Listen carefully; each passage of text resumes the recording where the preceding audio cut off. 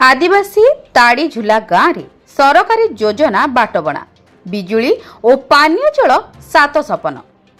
गाँव में ट्रांसफॉर्मर बसी विद्युत खुंट अच्छी तार टणा होईछि किंतु बिजुली नहीं। वर्तमान विद्युत उपभोक्ता 12 वर्ष हेला अंधार रे दिन काटुथिबा अभियोग होईछि।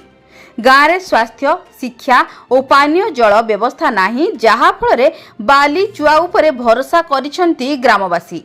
कलाहांडी जिला लांजीगढ़ ब्लॉक आदिवासी अधुषित बेड़ा गाँ पंचायत अंतर्गत ताड़ीझुला गाँव में एमिति दृश्य देखा मिली। सूचना मुताबक ताड़ीझुला गाँव में 10 घर कुटिया कंध संप्रदायर लोक स्वाधीनता पूर्व बसवास कर पानीय जल पाई गोटे नलकूप रही, 16 वर्ष है नलकूपटी दयनीय अवस्था रही जो आवश्यक परिमाणर पानी मिलूना।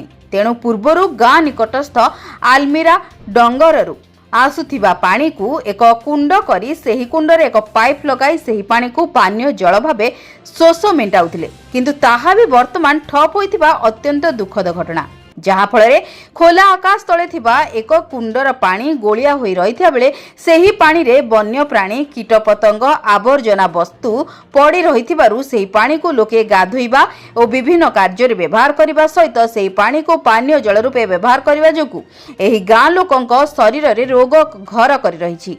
सेहीभଳି आज को 13 वर्ष पूर्वे गाँव 4 घर को विद्युत संजोग होता। तेबे विद्युत संजोगर मात्र 1 मास आलुओ जलिबा परे ट्रांसफॉर्मर रे यांत्रिक त्रुटि जोगु सेही दिन ठारू गाँव रे बिजुली नहीं।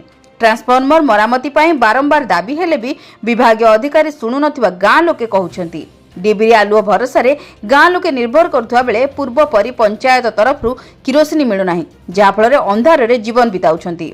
अन्यपटे संध्या हेले वन्य प्राणी और हाथीर भय थरुची गाँ को हाथीपल आसवा जानीपारी भय ग्रामवासी समस्त एकत्रित होई गाँ मुंडरे निया जाली जगी रहउछंती। गाँ रे विद्युत नथिबा जोगु एपरी परिस्थिति सामना करबाकू पड़ुछि बोली प्रकाश करछंती। गाँ रे स्कूल नथिबा जोगु सेही पहाड़िया रास्ता रे चाली चाली पिला निकटस्थ गाँ देहड़ा प्राथमिक विद्यालय को पाठ पढ़ा जाउथा बेले वर्षक मध्य अधिकांश समय पिला घरे रहुछंती। सेहीपरि निज गाँ ठारू जंगली रास्ता दे निकटस्थ देहड़ा गाँ अंगनवाड़ी केन्द्र को कोमलमती शिशु मानकु नहीं माँ माने जाउछंती।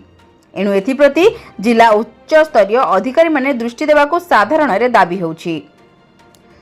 कलाहांडी जिला लांजीगढ़ मनोज दोरांक रिपोर्ट, जन अधिकार लाइव।